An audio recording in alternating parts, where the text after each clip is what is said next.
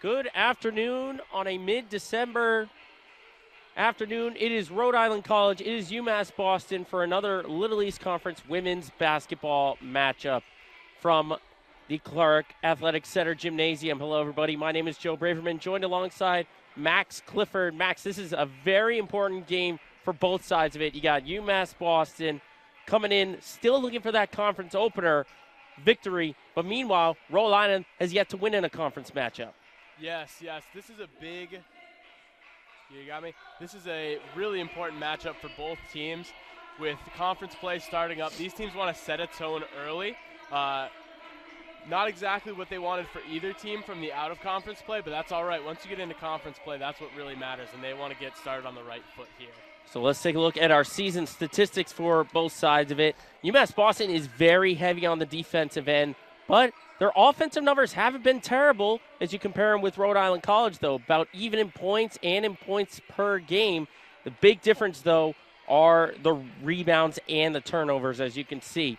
Rhode Island College loves to use their size to their advantage. Absolutely, and UMass Boston has one particularly impactful player in Alexa Potter who can do most of the rebounding for them, but if she's not on her game in terms of grabbing boards, it might be a long day for the Beacons down low. So now let's take a look at our individual leaders. As you mentioned, Alexa Potter is one of those leaders in field goal percentage. You see there 50.5% on the field, but otherwise it's a lot of Meg Dixon. But on the other side for Rhode Island College, Isabel Booth is just as dangerous. Yes, absolutely. And when Meg is on, she's really on, and the offense is cooking as a whole. If Meg doesn't get hot early, we might see a little bit of a slow start for the entire offense for the Beacons. Should be a very exciting matchup here from Clark Athletic Gymnasium. We'll take a short break. When we come back, we got our matchup to watch, head coaching breakdown, and much more as we get ready for UMass Boston and Rhode Island College.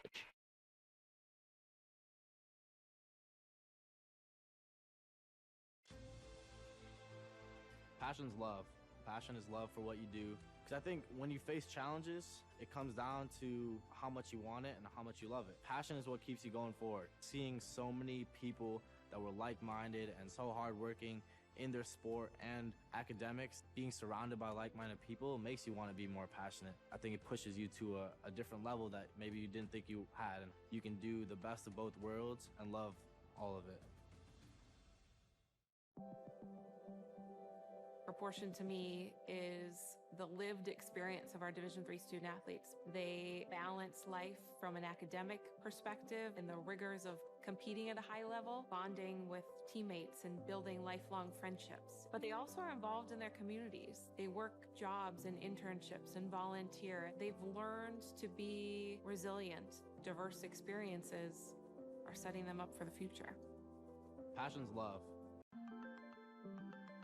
Proportion to me is the lived experience of our Division III student athletes. They balance life from an academic perspective and the rigors of competing at a high level, bonding with teammates and building lifelong friendships. But they also are involved in their communities. They work jobs and internships and volunteer. They've learned to be resilient. Diverse experiences are setting them up for the future.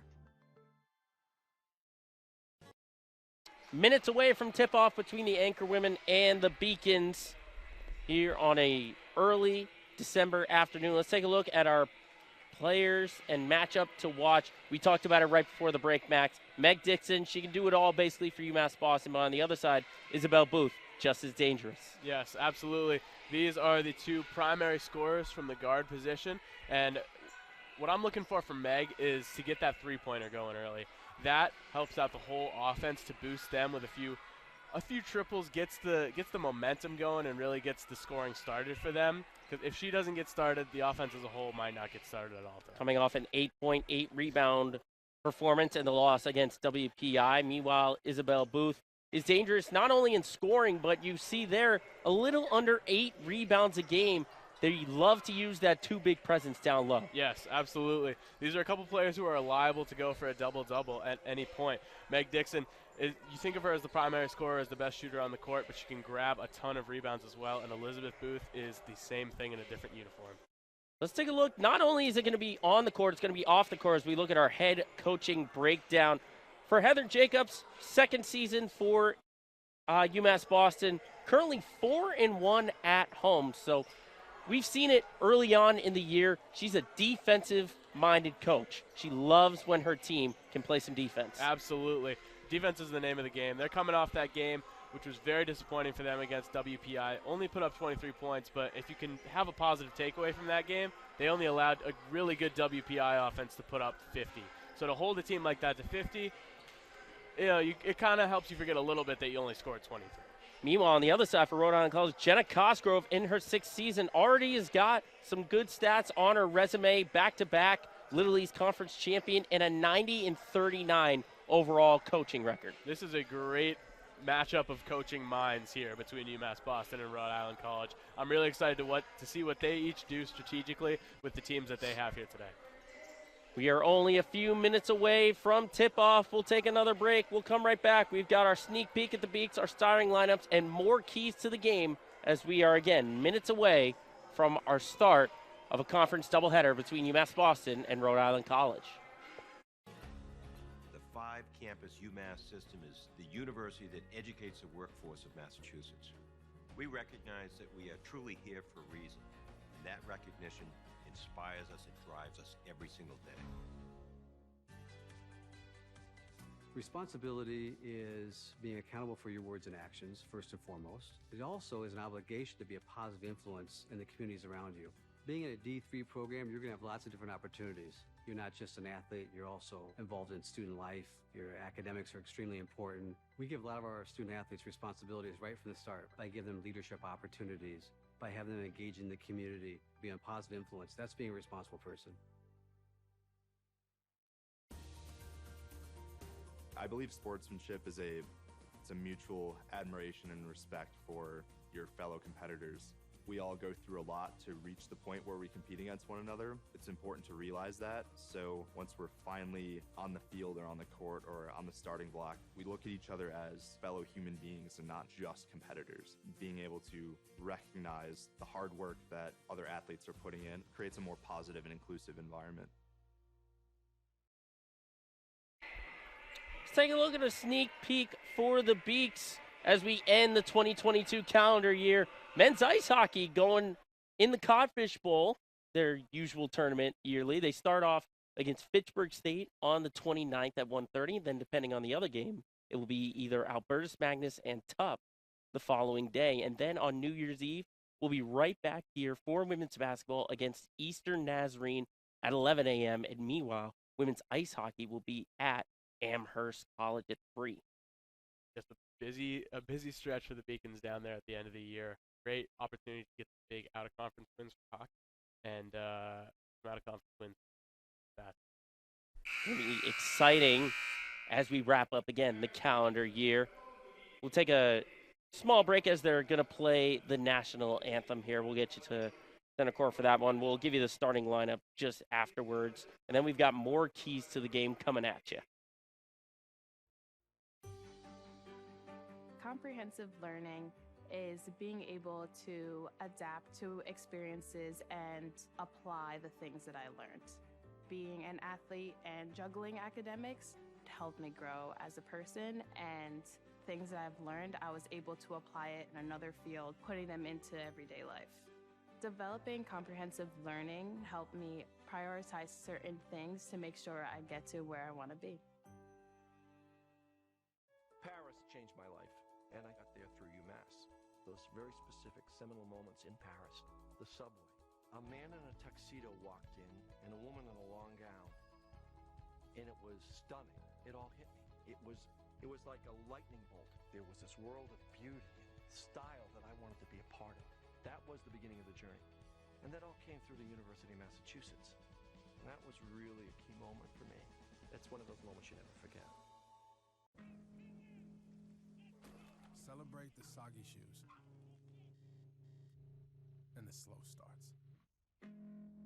Celebrate the lessons learned along the way.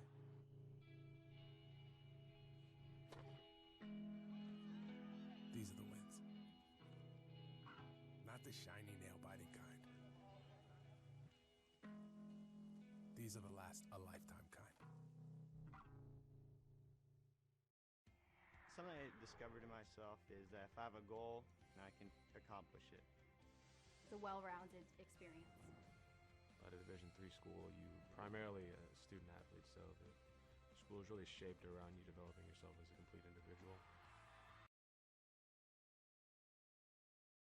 Starting lineups now for each squad. You see the usuals out there. Meg Dixon, as you mentioned, Mac, going to be the key factor on offense. Then you got Beben, Jakimi Pearson, Sabela Jensen, Paige Liviere, and Alexa Potter. You talked about Dixon, but Alexa Potter has got to be that main focus if you got a big lineup like Rhode Island College. Absolutely. When she's at full health this season and ready to roll, there is no player that makes more impact. I would argue even Meg Dixon, because the way that they can feed Alexa Potter in that big 6-foot frame down low, she is almost guaranteed a bucket if she can get there. For the Anchor women, Corsinetti is coming off a huge game last time out. 21 points, 5 rebounds, 3 assists. She is there alongside Booth, who we mentioned. Then you've got Madison Medbury, Nelisha Munier, and Janiyah Jones. So a very strong lineup that the Anchor women are dealing out against the Beacons. Yes, absolutely. I'm interested in seeing the matchup between centers. We've got a couple tall centers on both teams. Looking to see that matchup. Like I mentioned, Alexa Potter is going to be important here, but Rhode Island College might have the strength down low that it takes to neutralize her. So they're just getting our starting lineups introduced. We've got more keys to the game.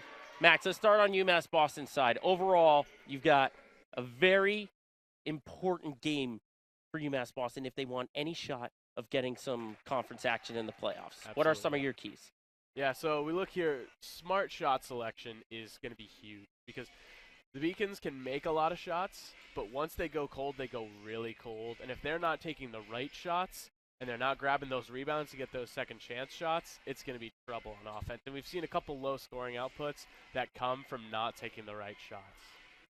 We also want to see limiting shots from beyond the arc. So the three you can live by it and you can die by it. Rhode Island College, not the best three-point shooting team, but you still don't want to let them get hot from back there because any team could be feast or famine from the perimeter.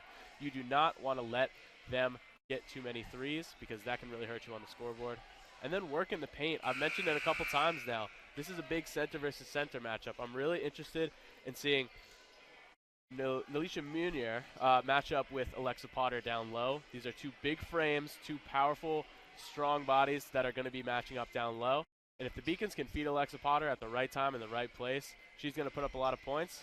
But got to watch out for number 30 down there in maroon. Potter at 6 feet tall, the junior. Munier, 5'11", the senior. And they will be the ones to tip it off. As the tip is batted to the backcourt, controlled by the Anchor women, and we are underway. Out to the top of the key goes Medbury. Swinging it along the perimeter. Looks like Beacons are starting off in a zone defense. Now there is Corsinetti off the front rim on the three. There's an offensive rebound. Putback doesn't go, and there is Potter with the miss. Beacons really want to limit those offensive rebounds for Rhode Island College. They've got the height to grab them, but they want to make sure the timing is right so that they can get a few defensive rebounds and not let those second chance shots go up. Dixon backs it out. Three-pointer. Off the mark, bat around. Crowd by Medbury. She's pushing the pace.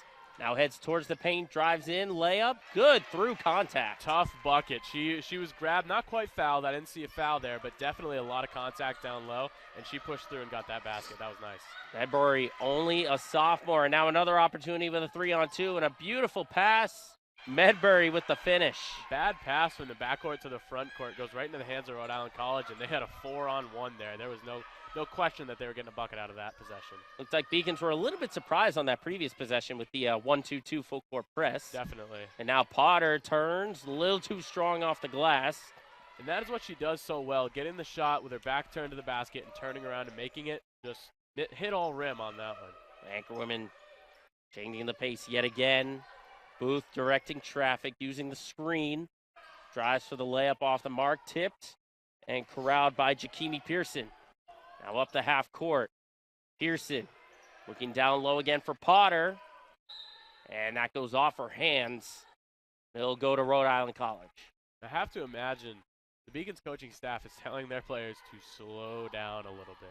They have not made a shot yet, and they are wasted the last couple of possessions by just playing too fast and losing control of that ball. They want to slow down and get good shots. We talked about good shots. See the direction, though, that they were going on offense. Potter, Potter, Potter. Yep. Trying to use it down low. There's Booth. Off the mark on the 3. And there's the aforementioned Potter on the rebound. Booth, the Anchor women's best three-point shooter, so you definitely are glad to see a miss from her early, but you want to get a bit of a contest on that one. Averaging a little under 14.5 points per game and a shade under 8 rebounds per game. A longer shot than you typically expect from Alexa Potter. Almost got it down, but not quite. Medbury with the difficult finish. Every point, all 6 points for Rhode Island College has come via Madison Medbury. How about Madison Medbury? We didn't even talk about her pregame, but oh my goodness. In the primary ball handling position, she is putting up buckets. Pearson out of Potter. Goes back out to Dixon. This is where you want the ball. Meg Dixon at the perimeter. Dixon gathers the possession back. Down low, there's Potter, and connects. That is what we expect to see a lot of today. Alexa Potter rotating around, hitting that left-handed layup like it's no problem. Yeah, it's almost like she knew she had the angle and went after it right away. A little two-person game between her and Dixon. Right at the free throw line. Medbury, deep shot. Off the mark. Offensive rebound there by Jones. And the Anchor women get an extra possession here. Shot clock at 13. Corsinetti into the paint. Gets it back. Booth. Baseline drive. Finds Mernier. 1 to shoot. Got to put it up. She does. But the officials say she didn't get it off in time. It's a shot clock violation. Really a lucky possession for the Beacons. That should have been a turnover right away with a defensive rebound, but they couldn't corral it. Fortunately, it led to a shot clock violation anyway. Rhode Island still sticking with that full court press. Jakimi Pearson breaks it, though. There's a wide open 3 for Olivier. Off the mark, though. And, oh, good anticipation there by Jensen. Has a wide open Potter under the basket, but it doesn't get the bounce. That's just overthinking it. That was a wide open shot. Alexa Potter completely alone under the rim, and that's something you can take a little bit of time, an extra split second to get the right angle and put it up because nobody's getting there. Floater gets the roll there for Corsinetti. And on that last possession, it did look like Potter was just a little bit under the basket. And as you said, just slowing it down and making sure. Right, get in position. You don't want to take a bad shot, especially when you're all alone with nobody within 10 feet of you. 8-2 coming up at the halfway point of the first quarter. Bayla Jensen slowing it down, trying to set up play. On a good strip there by Medbury. Staying with Jensen on that drive. Beacons, though, retain the possession with 10 on the shot clock. Now, first substitution of the game, Tatiana Fevry gets her first minutes of action. And official calls travel on Jakimi Pearson on that drive. Now, you can credit that one as a rookie mistake from a first-year player, but really, even Jakimi Pearson's been playing head and shoulders above where first-year players typically play. That's not a mistake that you're used to seeing from number 2. Medbury looking for options. Jensen gets a hand in there on the elbow. Loose possession, though, is gathered by Fevry. So good collapse there right at the elbow. Beacons get another possession here as we get to 5 minutes. Dixon. And an illegal screen. I think referee said Fevry might have stuck her arm out a little bit. As a timeout is taken. So right under the halfway point, and the Anchor women are rolling here. 8-2, they lead it here in the first.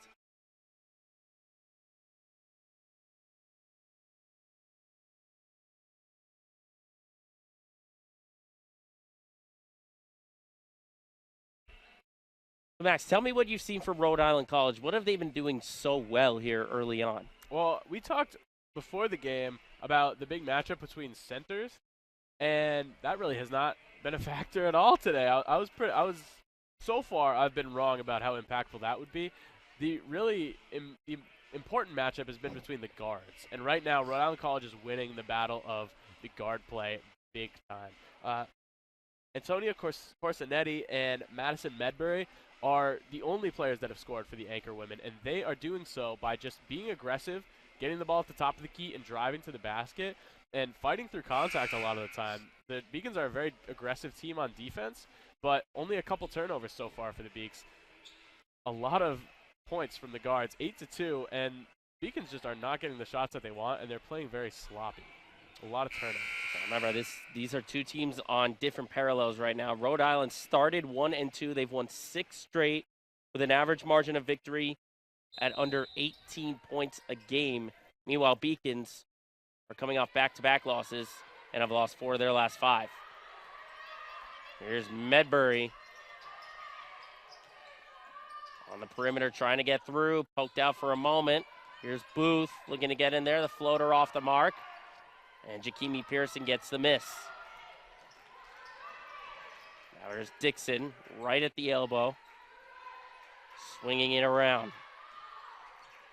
Jensen to Fevry, and a reach and foul. It's going to go against Claire Green. And you saw it on that previous possession.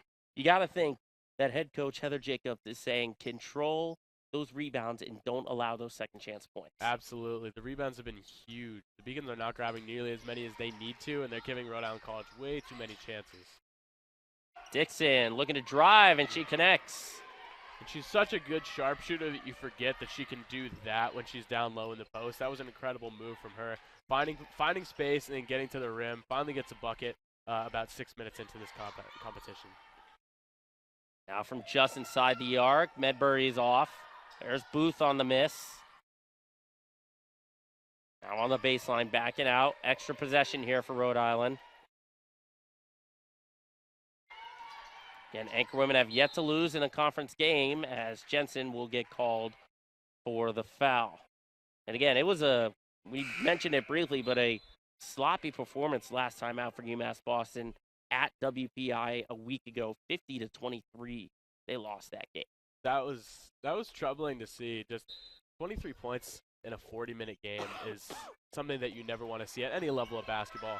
Like I mentioned, there was strong defense from both sides. You can credit them for that, but they definitely want to see a lot more points, and they're not on pace for a ton of points today. And there's our impact player of the game, and Booth driving to the rim there. Isabel Booth with the cut and a carry called on Pearson. A lot of simple mistakes for the Beacons so far. A lot of turnovers, a lot of whistles blown on their end. They're not even getting shots off. We talked about shot selection. They don't even get to select their shots because they're making turnovers before they even get a chance to shoot. Beaks were 8 of 45 a week ago from the field. See the drive there by Janiyah Jones. And it seems like that's been the key here for Rhode Island College, is drives to the basket. Not really worried when you have the Beacons lineup right like that with no Potter down low to defend. Yeah, absolutely. There's not a ton of height in this current Beacons lineup to, defend against drives to the rim. They're getting everything they want right up front. And just as we say that, Potter makes her way to the scorer's table. Yes. Is going to get herself back in. I think Heather Jacobs wants to see a little more strength and a little more height in that lineup there. And Rhode Island College going to match, putting Nelisha Meunier back in the game as well. Those two are going to be probably attached at the hip today. You don't want one out there without the other to defend her. Three-pointer was long there by Booth. And Booth and Corsinetti get their first minutes of rest. There's Olivier going down to Potter, and foul on the floor. This one's going to go against Munier. So another chance for the Beacons to set something up. They don't want to squander this opportunity like they have early in the game. And they did. A little miscommunication there, just off on the pass there by Dixon. You had to think it was going to be some sort of give and go. Yeah. That's two veteran players having a serious miscommunication, and that's a bit concerning if you're Heather Jacobs, because that's Meg Dixon, who's played for you for 4 or 5 years now, and Alexa Potter, who's been an impact player for you early on. Just a complete miscommunication, another wasted opportunity there. Beaks average 18.5 turnovers a game. Down low, and the block by Jensen. And now Pearson trying to go up for Jensen. Oh, what a save by Medbury. And coming up with it is Jones. Medbury is everywhere all at once. She is making hustle plays left and right. I know it's early to call for an MVP of the game, but so far my vote will go to Medbury. She's looking like prime Dwayne Wade out there. It's incredible. Trying to go down low to Munier, and a travel violation. And you saw on that play, the Beaks were trying to push it up, but that's sort of been the theme so far early on, is just they're a second too late on their decisions, it seems like. Yes, they are, I think, second guessing rather everything that they're doing. Because of the offensive output that they had in the last game, I think they're probably concerned with doing this, making the same mistakes this time, but that overthinking is leading to even more mistakes this time around. Trying to go into Potter. Wow. Potter over 2 defenders, but again, a little too far under the basket. Didn't get a good angle on that shot. Yeah, got lucky to complete sort of an ill-advised pass there, but couldn't convert it down low. Down low, Munier. Kicked it back out. Coming up in the final minute here of the first quarter, 12-4. Anchor women on top. Off on the 3 and a timeout called here by Jacobs. And Jacobs with the immediate timeout, and you can sort of see it in the huddle. Doesn't look like he's a happy camper, to say the least. Body language says a lot. There is not a ton that the Beacons are doing right now. If there's one thing they've got going for them, it's that the 3 ball isn't falling for the Anchor women. Because if it was, this would be a bit of a runaway. Right now, just an 8-point game, completely in reach. Well, the good news for the Beaks, at least, is it's still early in the game. Yes. Minute 8 to go in the first quarter. You still got 3 quarters to play, 30 minutes of game action, and you're only down by 8. Right. So encouraging signs, as you say, Max. Absolutely. There's plenty of time to get something going, but you know, the last 5 quarters of basketball plus have not been the best work for the Beacons. They want to pick things up here. And Munier comes up with a steal, and you kind of saw it there that the Anchor women are flashing double teams at Potter, trying to take her out of the action on offense. I'm seeing double teams on both sides. I've seen Meg Dixon and Alexa Potter teaming up on Meunier down on this side, and then double teams on Alexa Potter down on the other end. They're worried about that size on both ends. And Munier trying to get strong under the basket. No. Saves it, though. Another extra possession here for the Anchor women. And Jada Bing is resetting. Gets it out to Ellie Cox. 8 on the shot clock here. Cox driving, blocked by Potter. There it is. Here comes Dixon. Trying to go to Fevry. Ball does find her. Back to Dixon. Goes to Pearson. Now to Jensen. Open for 3. Off of the mark. 5 seconds to go on the rebound. Going to Cox. Cox has got to put it up. Instead, she gives it off. And the shot from Middleton did not get off in time, and that will do it for the first quarter. So nothing but defense here in the first, but it's the Anchor women on top, 12-4. We'll be right back here from Clark Athletic Gymnasium for the second quarter of play.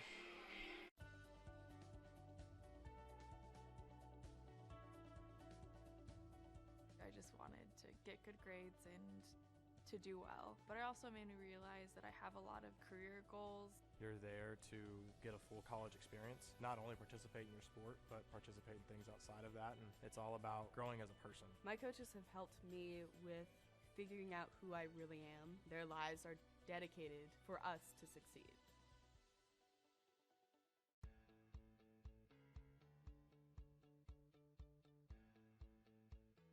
Being a part of the different activities and organizations that I've been a part of, I'm actually able to see myself where I'm like, hey, I actually can make a change. I'm one person that can make a difference. Division III has helped me to develop teamwork skills, critical thinking skills, time management skills. It's not just about basketball, or it's not just about school. It's about developing yourself as a person altogether. Welcome back here from the Clark Athletic Gymnasium. Second quarter just getting underway. Jensen bringing it up between the Anchor women and the Beacons. 12-4 is our score. Joe Braverman and Max Clifford as Meg Dixon starts it off at the top of the key 3. And sometimes as a shooter, Max, you see one go down, then you start to feel a little bit of a rhythm. Absolutely. You want to see a shot go down, and that just completely changes your mindset. Meg Dixon is streaky. She gets going on hot streaks, and let's hope she opens one here. And a travel violation goes the way of the Beacons. Let's take a look. We had a couple of good plays from that first quarter. Let's watch this incredible save here from Madison Medbury. And there it is. That is such impressive athleticism from Medbury to shoot the ball between her legs like a football center. That's such an athletic play, and it saved a possession. So a lot of times you see saves that don't actually work out and end up going the other way, but she aimed it perfectly at one of her teammates. Which you saw right after that Potter on a nice block on a drive. And speaking of Potter, there she is in the post putting in the basket. And I mentioned they didn't let the lead get too big, and now it's down to 3. What a way to start the second quarter for the Beacon. Quick 5-0 run for the first minute of the quarter. Here's the 3 from Bing, and that rattles in. And a couple of teams that don't shoot the 3 ball too well, looking good early here in the second quarter. Yeah, Beacon shoot just under 24%. Anchor women shoot under 27%. See the foul is called on Booth. We'll see Green check back in.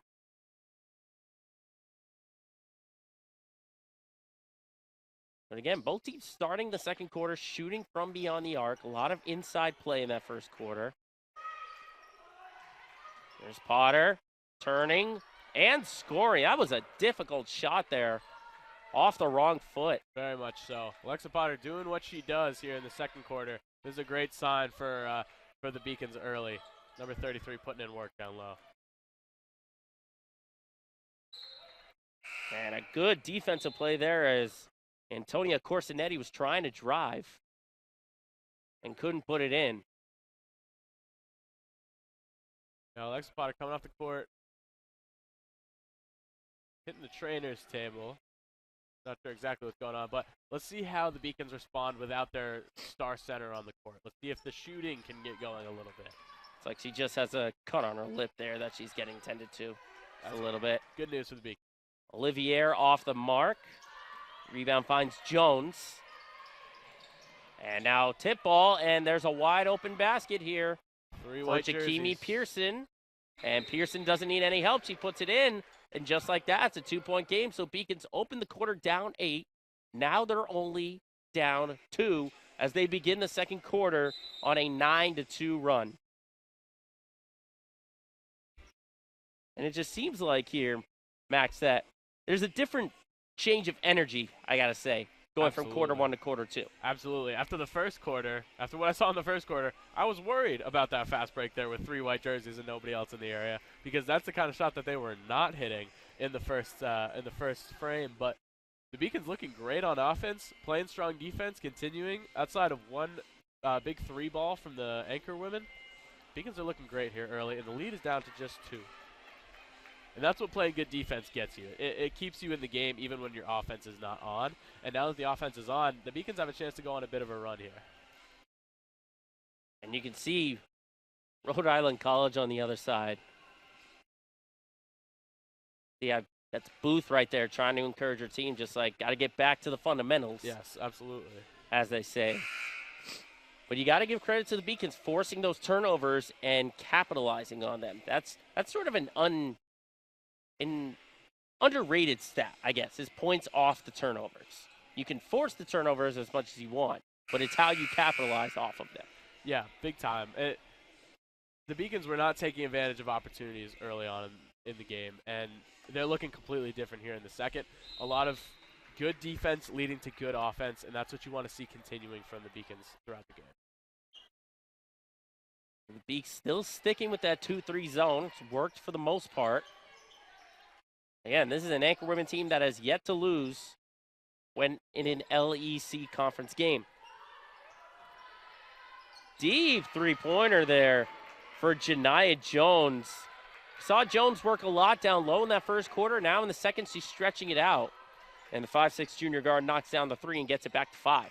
3-ball coming alive a little bit for both teams. It's good to see a little bit of offense here compared to a very defensive-heavy first quarter. Jensen loses the handle on the pass. Here comes Medbury pushing the floor. Look at the speed, the acceleration, the floater.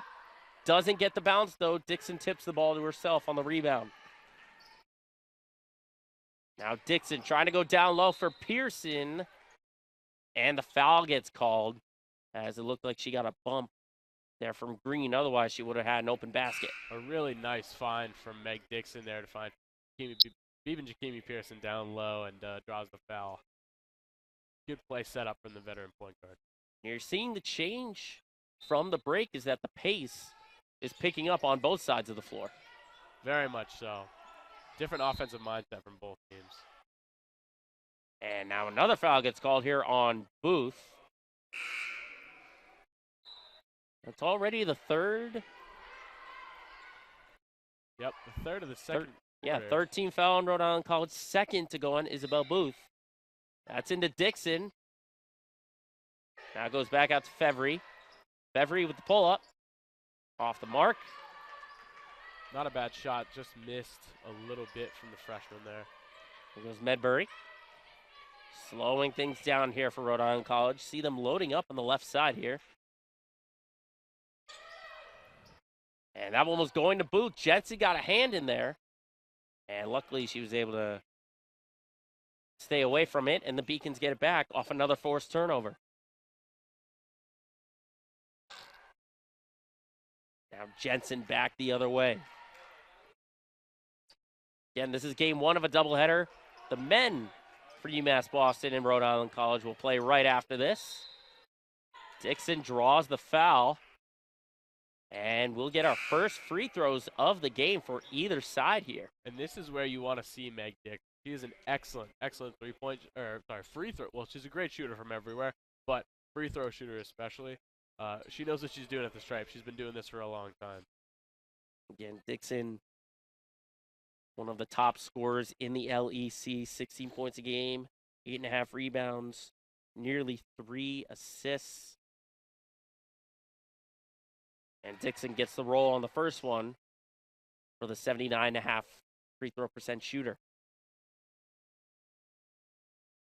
And you have to think the offenses are going to be different. When Potter's not in the game, it's going to go to Dixon. When she is in the game, going right back to number 33. Absolutely. Second free throw is good. I think part of the Rhode Island College success in the first quarter was being able to neutralize 1 and 33. Although now they're both coming alive a little bit in their offensive prowess. And keep in mind, both teams haven't played in a week. Good backdoor cut. And another turnover here forced by the Beaks. Right back to UMass Boston. Keeping up that good defensive play that kept them in the game in the first, and then adding a little offense to it has been huge here in the second for the Beacons.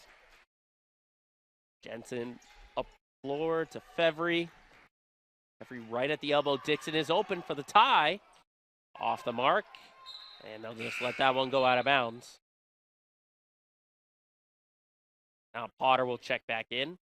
And as you said, tit for tat, Munier comes back in as well. Yeah, they are shadowing one another today. They do not want height out there against not height. But if you have to think, if you're both Heather Jacobs and Jenna Cosgrove, you want to try and maybe get some plays where you get mismatches so those two aren't glued onto each other. Absolutely. A foul called on Fevry. Yeah, I have to think that there would be very few players on either team that could match up with the centers besides the centers there. They just tower over most every other player on the court, and in terms of strength, there's no one that really matches them. Antoinetti off the mark. Oh, Corsinetti, excuse me. There's Dixon. Trying to go down low for Potter. That gets tipped out. Stay with UMass Boston. Again, you see the direction they're going to. Trying to go down low. Absolutely. They want to open that up as best they can here. And that pass a little high for Dixon. Fevry gathers it, though, as it was tipped. Jensen. To Dixon.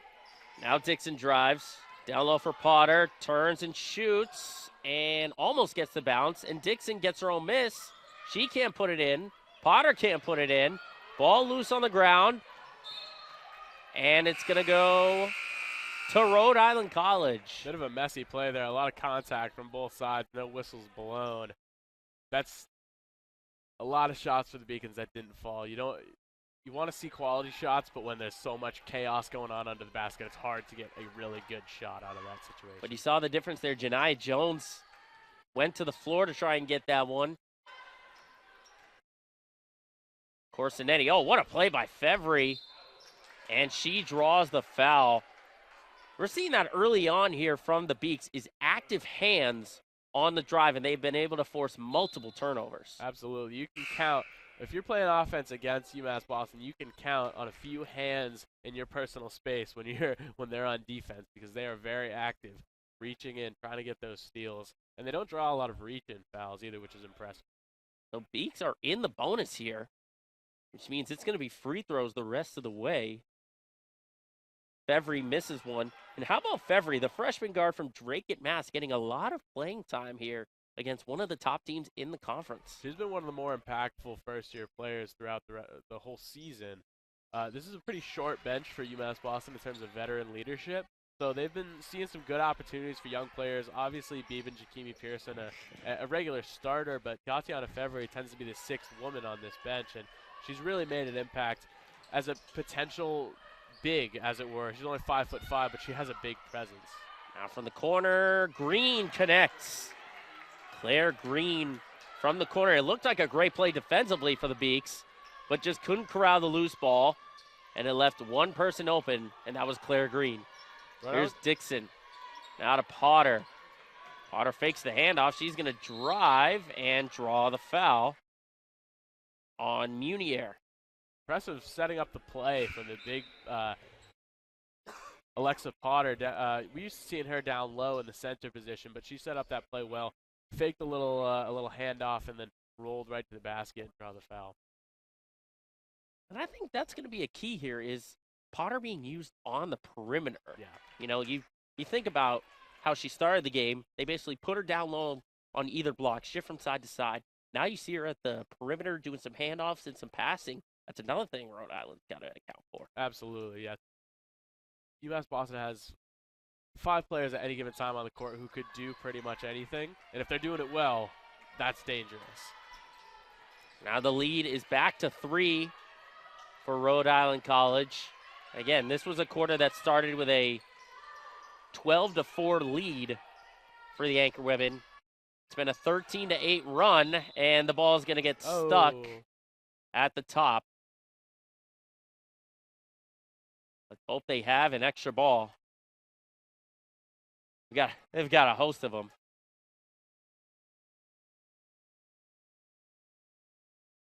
Gonna use the broom.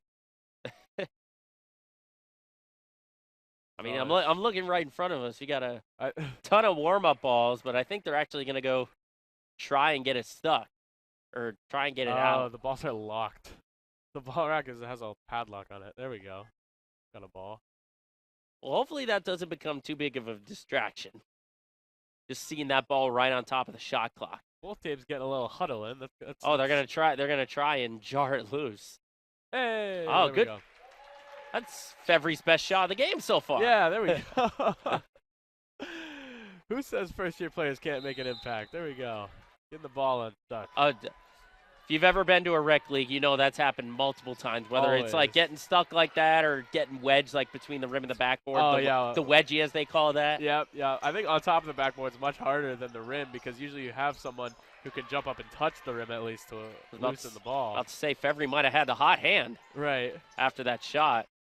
Unable to put it in, though. Now down low. Difficult shot off the mark there for Nardolillo. Now here's Jensen. Jensen backs it out. Gonna reset it here for the Beaks. Again, down 3. Open the quarter down 8. Jensen looking for Dixon. Trying to go to Fevry, but good hands there by Middleton to force the turnover. Medbury trying to go down low, and a travel. That's got to be close to double digits in terms of turnovers forced. Yeah, this has been a pretty sloppy half from both teams, but especially the Beacons. Not feeling good about how many. Sorry, that was a turnaround on Rhode Island College. That's my mistake. But neither team is feeling great about how many turnovers they've committed this half. Both defenses got to feel good, though, about taking the ball away quite a few times. Now Dixon is going to pull up off the mark. Number there by Jones. Now here's Booth. Back to Jones in the corner. Now goes to Middleton, swinging it around. Coming up on 2 minutes to go in the half. See Medbury going all the way around the perimeter. 6 on the shot clock here. Middleton loses the handle. Fevry comes up with it. Ahead to Dixon. And Dixon counted and the that's foul. What you want to see. Meg with a chance to get 3 the old-fashioned way, and the Beacons have come storming back. I hesitate to say storming back because it hasn't been like a big run with a lot of scoring consecutively, but they've been playing good defense, getting good offensive possessions together, and they've cut into this Rhode Island College lead. Now the chance to tie it. And I don't know if we'll see the foul in time after this free throw. So the game is still in favor of the Anchor women, up 1. Medbury coming back, and she's going to draw the foul. I was going to say, not a smart decision there by Medbury to foul Dixon to get that and 1, but luckily it wasn't a three-point play. Right. And Medbury on the other side of the floor makes up for it by drawing a foul herself. Yeah, absolutely. Not a ton of whistles here early, but we go back to back. Free throws for both. So this is the first free throw attempts of the game here for the Anchor women, and the first one goes down. And I think Heather Jacobs might be calling a timeout here afterwards. She's standing right next to one of our officials today. Oh, guess not. Gonna let it play out with 2:01 to go. Lead still at 3 for Rhode Island. Beacons do not want to rush a shot here. They have plenty of time on the clock. They want to get a good shot off. Dixon trying to force it off the mark. And is this going to be a loose ball foul? It is going to go on Jones. I'll be her first personal. So Dixon will get back to the line. Try and make up for it. Could have tied the game.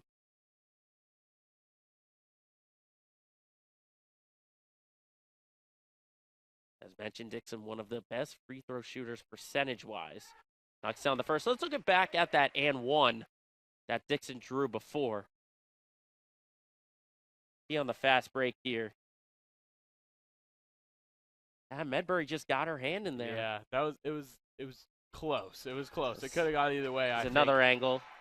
Yeah, just threw her hand in there. Wasn't able to get it. Back the other way, though. Medbury can't get it to go, as Dixon went 1 of 2 from the line.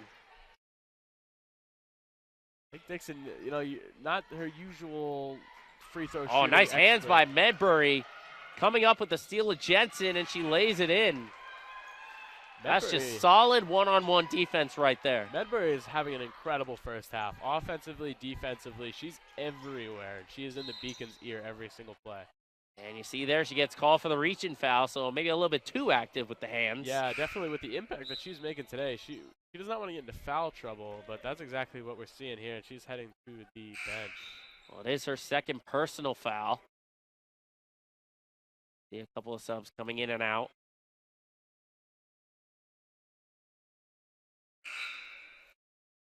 Gotta figure out who's in. Potter is in. Unier is in, obviously. Yep, had to make that switch for the Anchor women. You actually see Jules Vassallo in there for the first time, the freshman from Rivervale, New Jersey. Jensen gets the first one to go.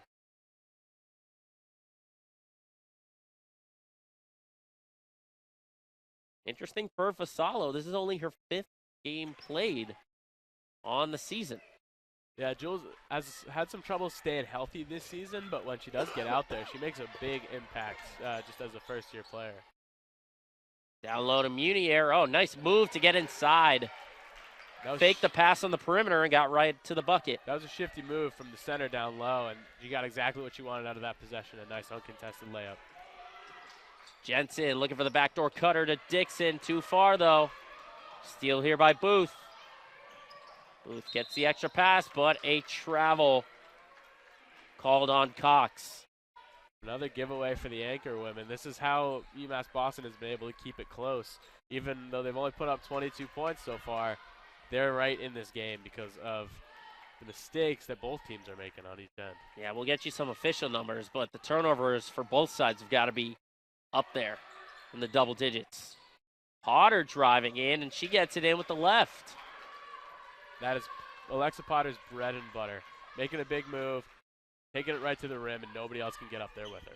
Shot clock is turned off. Anchor women don't care. The up fake, the shot, off the mark. Dixon on the miss. And the Beacons are going to slow it, try and get the final shot. Chance to tie or take the lead here for the Beacons. They don't want to rush a bad shot, but they do only have 7 seconds left. Here's Jensen. Goes to Fevry. Fevry trying to drive in there. Too strong off the glass.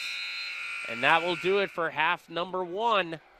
As again, though, Max, you got to think, with the first quarter starting out 12-4, a big turnaround here for the Beaks, able to cut it to 2 at halftime. This is huge for UMass Boston. This was a great second quarter for them.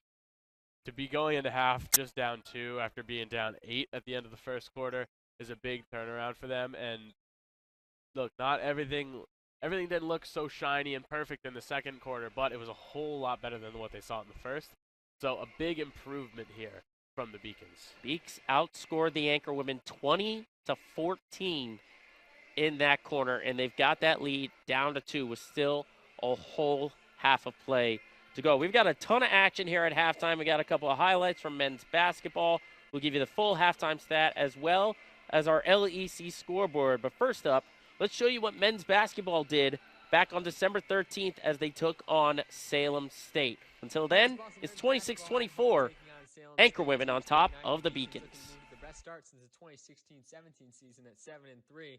And it would be a back-and-forth game early on. Malik Lorquette goes on a 6-0 run of his own, the senior, continuing his hot start to the season for the Beacons with back-to-back layups right here against a pair of tall guards for Salem State in Jarrett Byrne and Connor Byrne. As you see Lorquette laying it up right there to cap off the 6-0 run, giving the Beacons their largest lead of the first half at 10-5. Lorquette would continue his dominance in the first half with yet another layup there. Jarrett Burns then comes the other way on the offensive for Salem State to help give them their first lead since 3-0 in the game. But the Beacons would respond with a 5-0 run. Once again, Tommy Burris nailing a corner 3 right there. And then Emmanuel Zayas, who has been hot shooting lately, gets that layup to fall there. The Beacons back in front.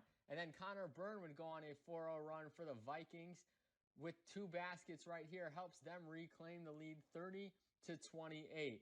But the Beacons would continue to battle back in a 6-0 run right after that, emphasized by that Malik Lorquette dunk to start it, would help the Beacons go back ahead by 4 points. That would be what they would go into the halftime leading by, 40-36. You see Emmanuel Zayas nailing this fadeaway jumper before the end of the first half. But the second half would be a back-and-forth battle to start. Burris leading off the second half with that mid-range jumper gives the Beacons the largest lead up to that point at 6. A 6-point game with about 12:30 left. Jaden Castillo hits a 3-pointer, drops that Beacon lead down to 3, and then Castillo with another jumper right here is going to make it just a 2-point game after a 3 on the other side for the Beacons. As time starts to wind down in the second half, the Beacons go on a little bit of a run. Manny Zayas hits a 3 right there, giving them an 8-point lead, and then Malik Lorquette off the steal lays it up and in. It's 71-65 up to this point. And then Mariano Olivier Rodriguez hits a 3, and the Beacons in control by 9 points.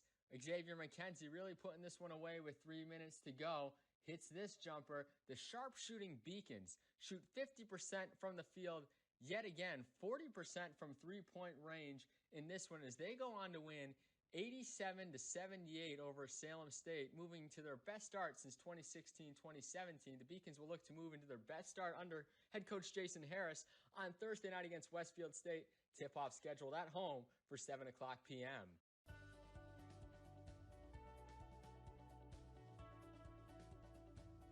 I just wanted to get good grades and to do well, but it also made me realize that I have a lot of career goals. You're there to get a full college experience, not only participate in your sport, but participate in things outside of that, and it's all about growing as a person. My coaches have helped me with figuring out who I really am. Their lives are dedicated for us to succeed.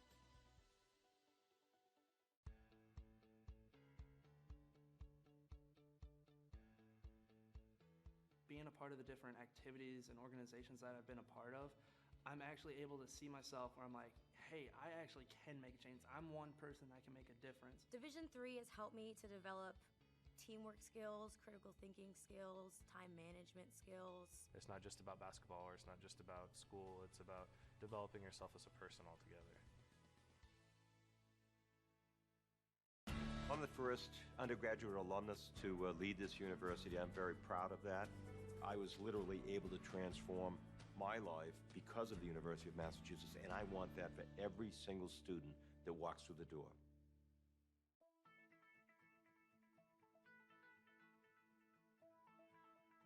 College has given me the flexibility to pursue my passions and my interests, and I've recreated my identity for myself aside from just being an athlete. My greatest personal discovery has been that I am capable of doing things that I didn't know I was capable of doing. To be able to study what I wanted to and continue to play the sport I love, all of those things came together very nicely in one package in Division III.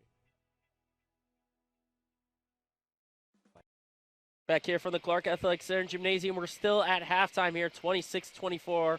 Rhode Island College leading over UMass Boston. We got another game to show you. Men's basketball taking on Eastern Nazarene College a week from today. A week ago, I should say, from today. Take a look at what happened when men's basketball took on Eastern Nazarene. UMass Boston men's basketball at home at the Clark Athletic Center, kicking off their 4-game stretch before the winter break against Eastern Nazarene, looking to avenge a loss last year at the last second. And the Beacons would trail 15-9 early on and then go on a massive 21-0 run to help them take control in the game. You saw Emmanuel Zayas hit a 3, and then Malik Lorquette with a tough layup there. And then Zayas kicks it out to Bobby Joy at the top of the key for 3. Nothing but net gives the Beacons their first lead of the game, 17-15, and it would continue from there as Zayas just pulls up from long range, hits yet another 3 in the first half. Tommy Burris adds his name to the three-point list with this one that goes in and out and then back in. Beacons in control by 8, would force a timeout from the Lions. Then Lorquette working one-on-one down low, somehow gets that one to go. Beacons up by double digits, and then Xavier McKenzie in transition, one-on-one, lays it up. He'd get the and one opportunity. McKenzie has had himself a great freshman campaign so far, nails the free throw. The Beacons in control now by 12, and then Malik Lorquette, again, he's been impressive all season, dunks this one home to put an exclamation point on that 21-0 run for the Beacons. Then to start the second half, the Beacons would be up by only 9, and they go on a 14-2 run to start off the second half, starting with that Lorquette layup, and then Lorquette with a steal once again, spin moves, lays it up and in. The Beacons in control by double digits, 13 up to this point. And then Zayas on the feed from Lorquette from long range hits another three-pointer. And then Mariano Olivier Rodriguez, an and one opportunity, a 4-point play as he nails that 3 from the left side. Zayas then would hit a 3 from about a similar spot, and the Beacons just continue to roll with some sharp shooting in this game. Xavier McKenzie would then cap off that run with a nice layup right here, closing out the Beacons' 14-2 run to put them up 23. And then Olivier Rodriguez, once again, in the corner, a dagger with 13 minutes to go, puts the Beacons in full control of this one. Xavier McKenzie with a nice layup on the fast break right there, and then Zayas would get yet another 3 from the corner. He's fouled, a 4-point play. He'd hit the free throw. And then Malik Lorquette capping off an impressive 20-13 performance for his 7th double-double of the season with this reverse layup right there. The Beacons end up winning this one by 27, 84-57. They shoot an impressive 50.8% from the field, 47.8% from the three-point line. They will head into next week with 3 consecutive games, starting off. What a great performance by men's basketball. A couple of wins, and we'll get to see them in just a few moments as they take on Rhode Island College. There's some good things happening with men's basketball for UMass Boston. Absolutely. I've been fortunate to call the last couple games for them, and they're as hot as could be, really. They're playing, some teams that come in with not great records but end up looking a lot better than their record, and they're taking care of business. You got to look out for Malik Lorquette. He's the star center. Both of these teams benefit from having a really great 5-piece, and Malik Lorquette is literally liable to get a double-double every time he steps on the court. He is tied for the Division III lead last time I checked. He has 9 double-doubles in 11 games. He's averaging a double-double. He has 5 straight double-doubles. It's incredible. He is so good at scoring and so good at grabbing boards. He's the leader of that team, and he's a player to watch. But there are so many others. But you got to tune into the men's basketball broadcast later, and I'll let you in on the sleeper picks there. Yeah, men have won 4 straight, so they're looking good. Meanwhile, the women are looking good here. Only down 2, as we mentioned, down 12-4 after 1 quarter. They use a 20-14 run in that second quarter, get themselves only down 2. So very impressive, and especially considering the schedule, how these teams aren't going to be playing until New Year's Eve. It's very important for both teams to come out of here with a victory. Yes, heading into the holiday break, you want to have a little momentum. You want to have a conference victory under your belt. Rhode Island is a great team, and if the Beacons can pull out a win here, that's a big feather in their hat going into LEC play to beat the Anchor women. So speaking of, there's only one other game going on this weekend before we get into the Christmas and the New Year's break. That's our LEC scoreboard. One game is UMass Dartmouth and Plymouth State, currently 43-27 at halftime. So other than that, once this game is done, women's basketball heads for a nice little break. They'll get themselves back going on New Year's Eve when they take on, get that real quickly. Got a lot more points over in Plymouth than we do here. 43-27 at halftime. Got a combined 50 points. Eastern here. Nazarene College will be the next game after this one. It'll be a 2-week break, and the women will play at 11 a.m. on the 31st. And then you see it, conference play really ramping up there. Castleton, Plymouth State, UMass Dartmouth, and Keene State. So Rhode Island College is back on the floor warming up for the second half. We're awaiting the Beacons. Until then, we'll take a quick break. We'll come right back for the start of the second half between the Beacons and the Anchor women in a 2-point game.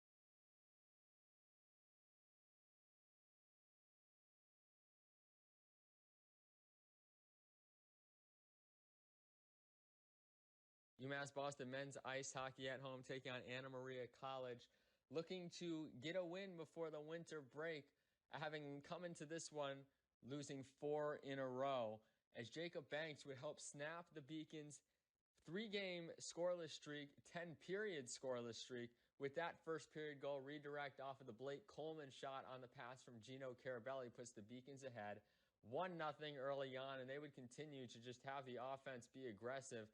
Corey Clifton with this scoring chance right here in front on Cole Johnston, unable to get it by him. But then Carabelli would net his second goal of the season just under 12 minutes into the contest. Clay Bankowskis finds him in front, and Carabelli buries the shot opportunity. The Beacons up 2-0 early in this one, looking in full control of the game. And they would continue to just pound away at Johnston in net. As you see Grady Friedman with an opportunity here in the 3-on-2 situation off the post. Kristoff with the follow-up opportunity, not able to get it home.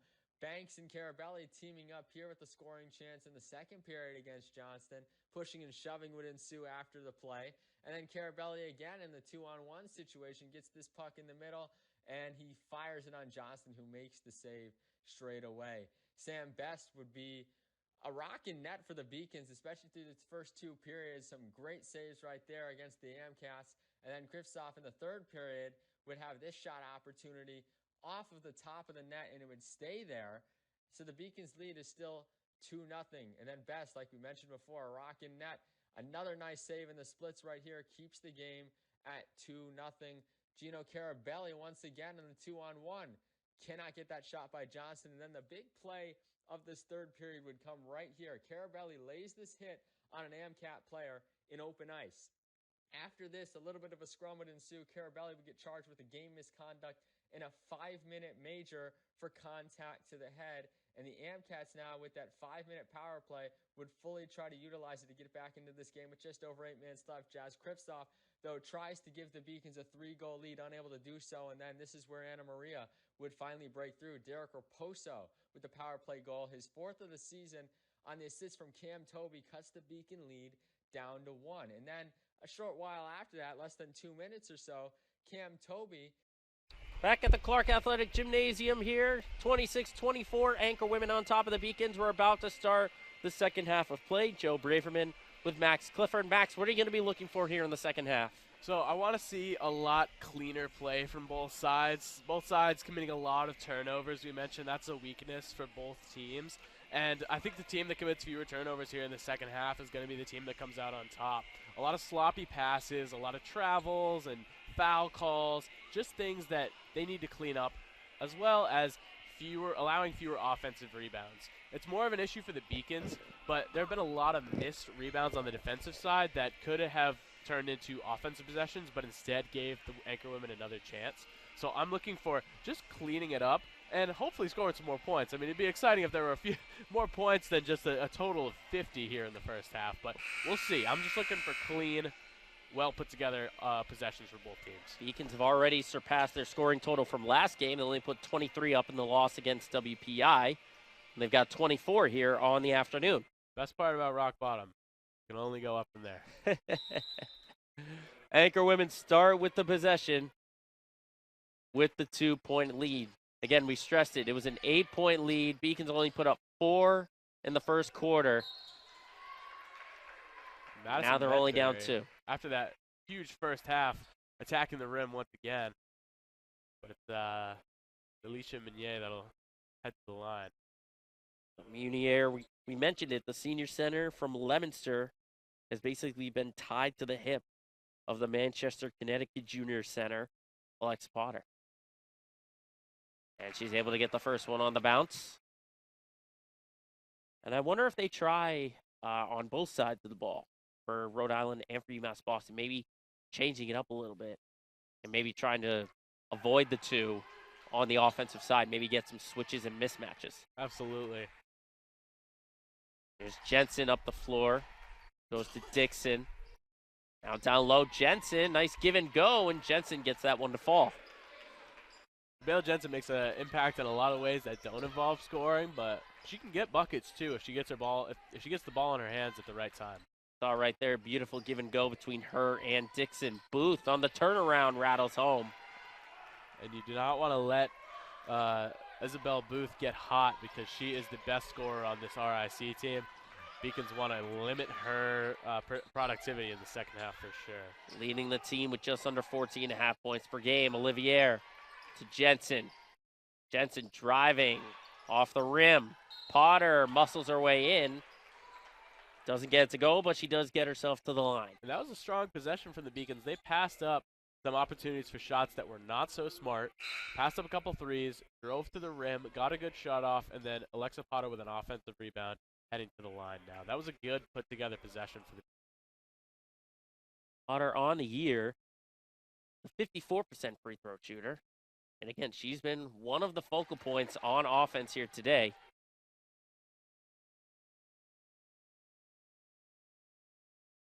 Potter out there with Dixon, Olivier Jensen, and Jakimi Pearson.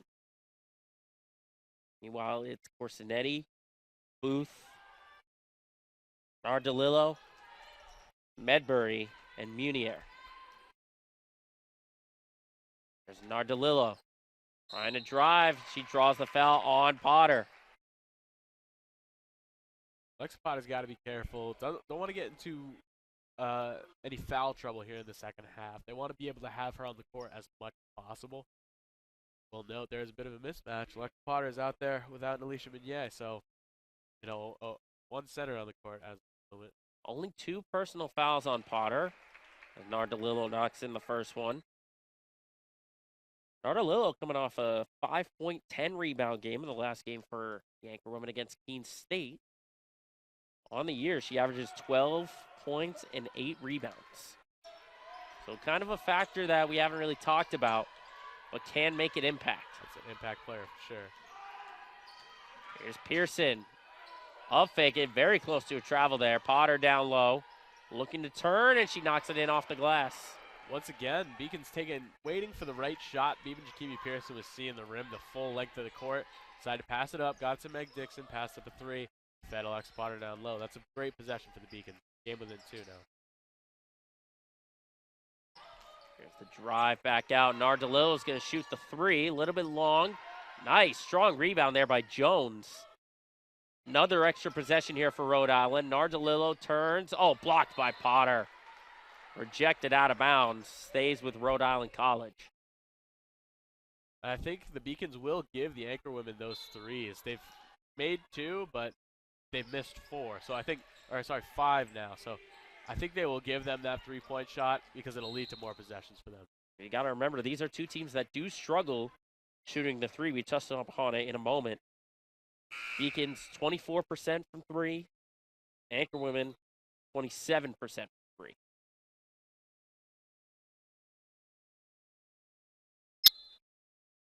The Deja Middleton check back in for Rhode Island. Rhode Island still hanging on to a 2-point lead, led by as much as 8.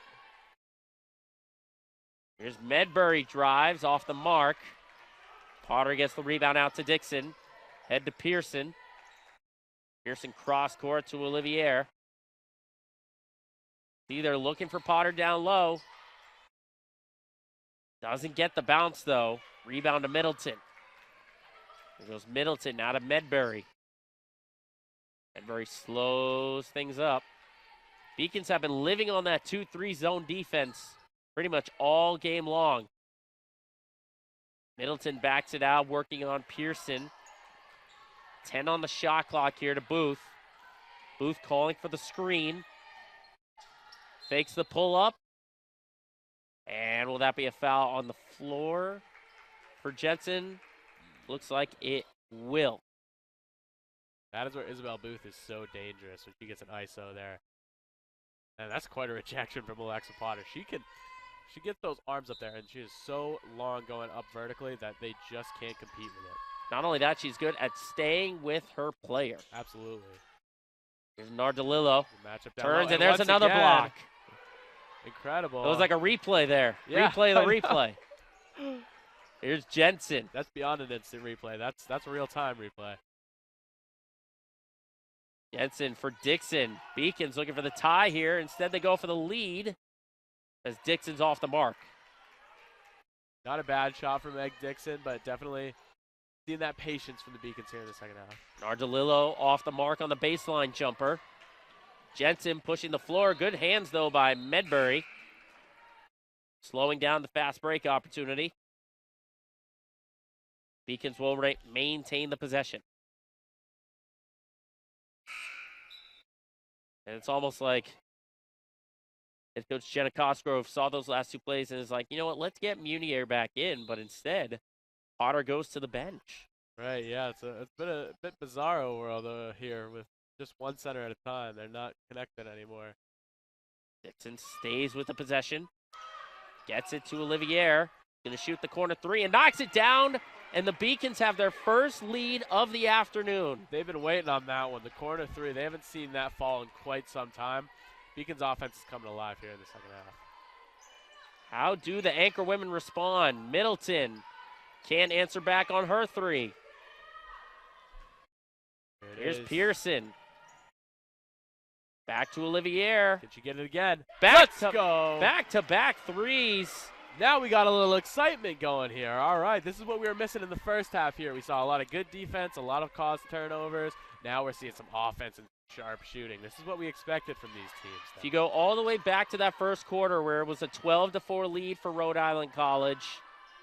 And they respond. Good answer by Deja Middleton. I was going to say, you go all the way back to that first quarter, the Beacons have outscored the Anchor women. Doing the quick math in my head, 31 to 22. As you see a turnover there, we're going to give the possession back to Rhode Island College. Now the Beacons playing with the lead. It didn't look like they were ever going to be able to find enough of a run to cut down the Rhode Island College lead, but here they are, leading by 1, 35-34, and we're seeing both teams looking so sharp on offense. This is what we were missing in the first half. Munier back out to Medbury. Medbury short on the pull-up, and Pearson's just going to let that one go out of bounds. But you mentioned it. One of the keys to the game is shot selection. You saw those threes go down. You don't want them to live on that three. Absolutely, right. Like, a three isn't necessarily a bad shot, but you want to take a three that you can make, and that's what the Beacons are finally finding here. So a timeout has been taken right at the halfway mark. 5 minutes to go. 35-34. Watch again. You see Potter on the block. And it was just, again, it's all about momentum, it seems like, this afternoon here, Max. Very much so. And the Beacons are probably at their highest level of momentum now playing with the lead. Yes, they've seen a few shots go down. They've seen a few shots rejected on the other end. They are doing exactly what they want to do right now, and they are in the lead, which is what they have been waiting for all afternoon. They did not have a lead until right here in the third quarter. Now up 35-34. And we had, let's see, we had 50 combined points at half, and now we're up to 69 combined points. So a big third quarter. We were only 5 minutes into the third quarter and already 19 points. I'm getting excited up here. This is a little energy. This is exactly what the people need on a Saturday afternoon in mid-December. A little excitement for the people. Both teams coming out of the huddle. We'll show you those three-pointers again in just a moment. But as mentioned, I had to double-check my math, by the way, on that 12-4. The quarter ended with an Anchor Women lead of 12-4. Yep. And the Beacons have outscored the Anchor Women 31-22 since that time. That is huge. That's a huge run and a sustained run. Not just a quick, 8-0 or a quick 10-2. This is a overall, they have been taking control of the game. Dixon was short on that three-point attempt. And the Anchor Women will get it back to try and retake the lead. Right on the baseline, swinging it around, now down low. Here's Corsinetti, in and out on that three. Rebound gets tipped over to Medbury. She controls it. And a blocking foul is going to get called on Jensen. That's another key we talked about, is those extra possessions and offensive rebounds. Absolutely. And that puts the Beacons in the bonus. Now it's going to be free throws the rest of the way for Rhode Island.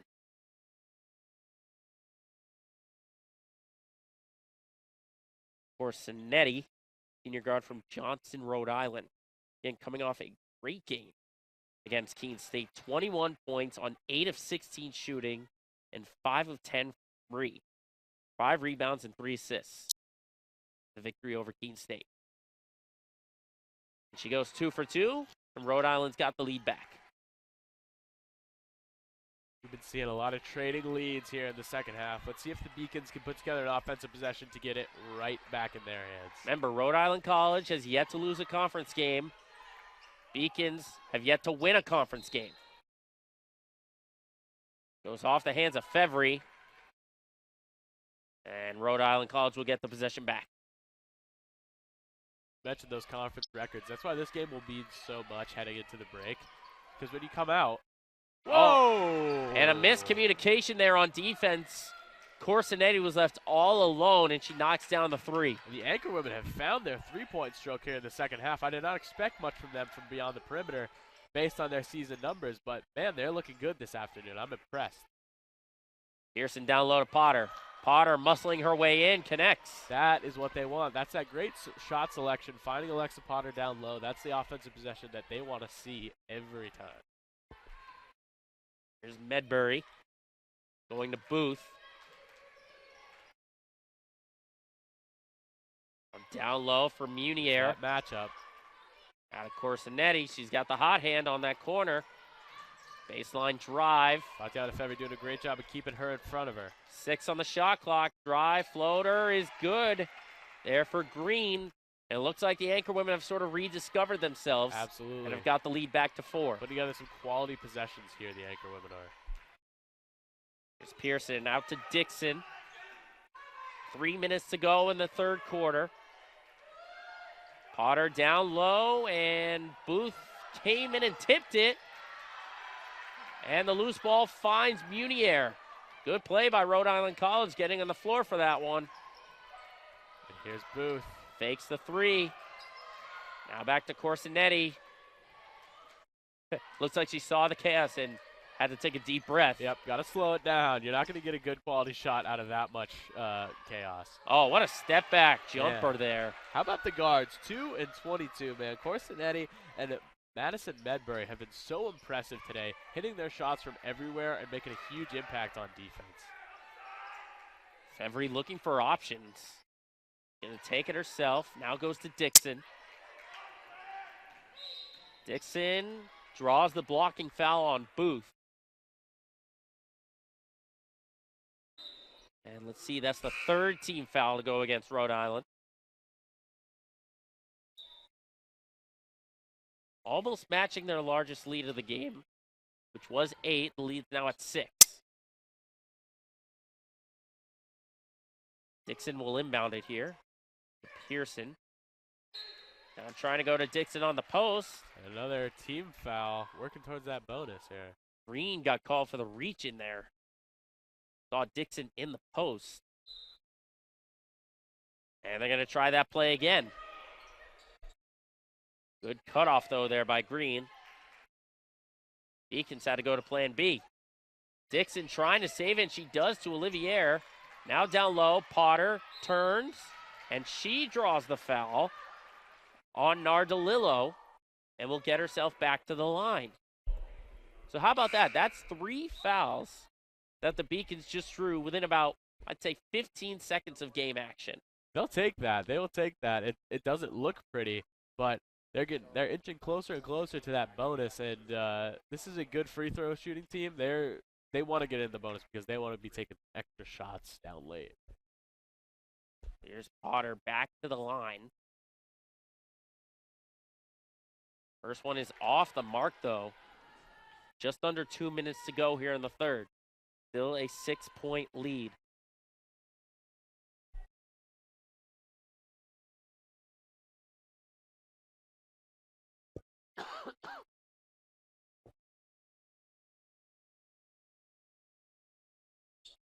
And Potter goes 0 for 2, but they do get the extra possession here and get the inbounds. And it's going to be crucial as we get into these later stages. Is those extra possessions are going to be even more crucial than they've already been. Absolutely.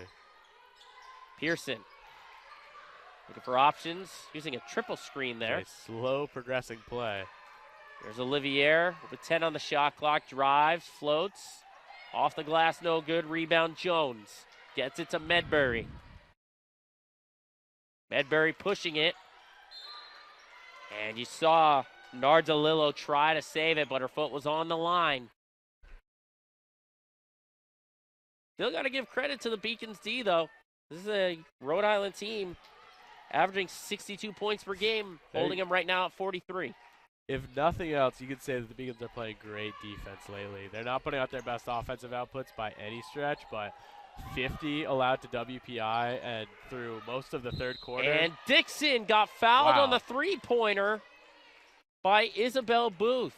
She got clobbered on that one.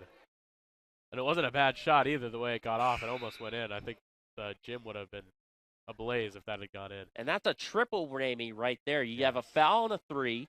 You send the best free throw shooter for UMass Boston to the line, and Booth has to go to the bench with her 4th personal foul. Huge net positive for the Beacons on that play. They will take this every day of the week. Dixon, if she can put all 3 in, will cut that lead in half. And the fact that it's still single digits is huge for UMass Boston, considering where they were at the start of the game. Yeah, you got to give it all to their defensive play. It's been so impressive. Dixon knocks down the second one. And you can just tell Dixon has a ton of confidence once she sees the ball go in the net. She'll have some drive spells, but once she sees it goes in, then she's got a little bit of pep in her step. Yes, absolutely. And hitting all 3 of those free throws is huge because we are down to a 3-point lead for Rhode Island College. Keep in mind, Max, we still got 1 more quarter to go. We do. There's still 10 minutes of action left. This is finally turning into a really exciting game. Here's Jones from right at the elbow, knocks it in. These anchor women are hot, and it doesn't really matter where they're shooting from. From every spot on the floor, they're hitting their shots. Pearson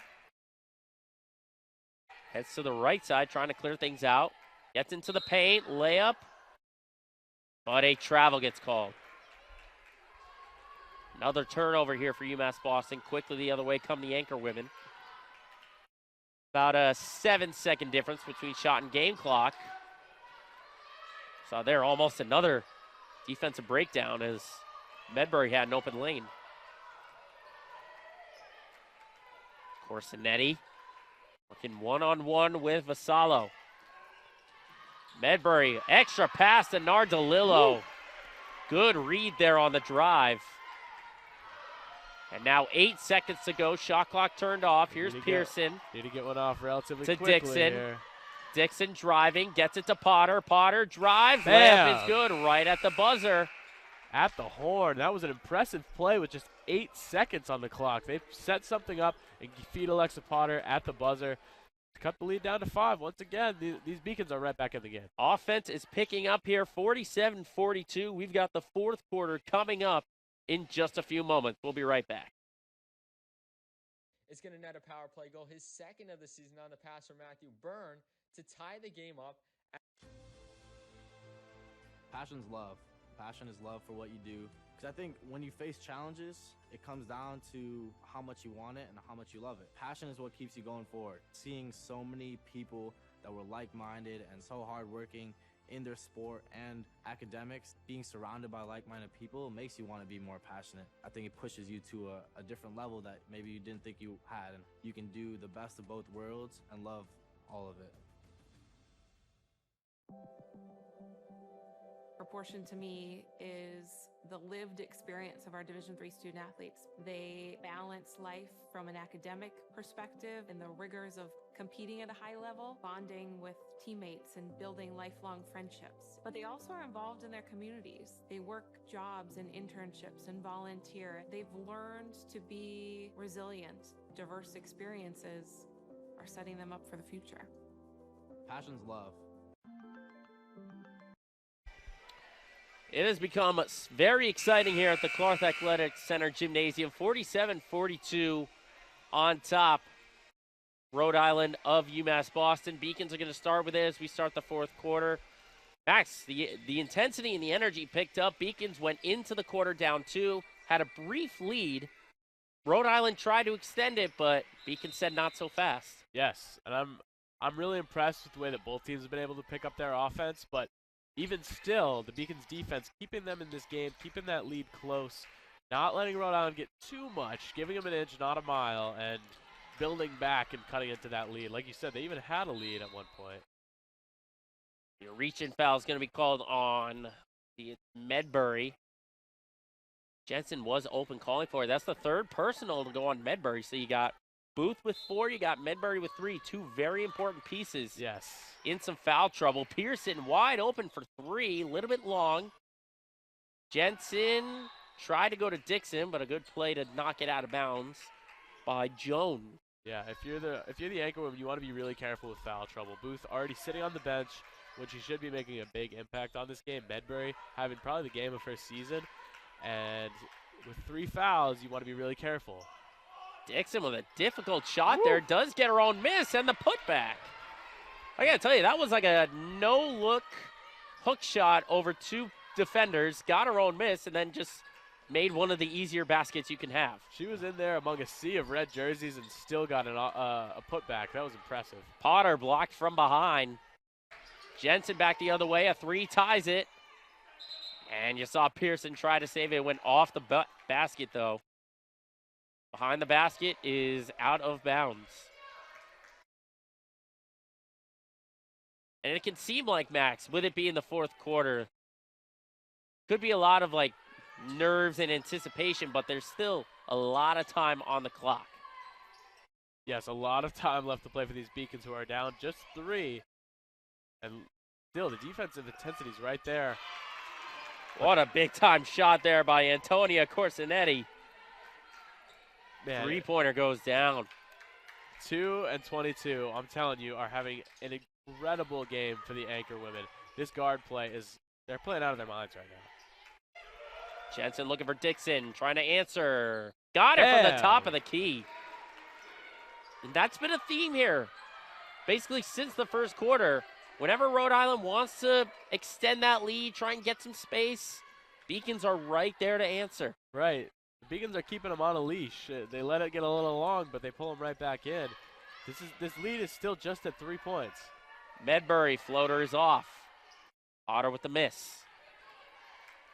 Now, can the Beacons do what they haven't been able to do but for once or twice in the third quarter? Can they actually tie the game? Otter with the turnaround off the mark. Here goes Medbury.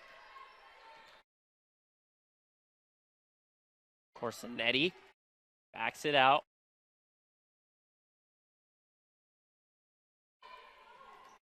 For Green, drives, smothered by Olivier. And Dixon comes up with the loose ball. Dixon tried to go to Pearson, though, knocked away.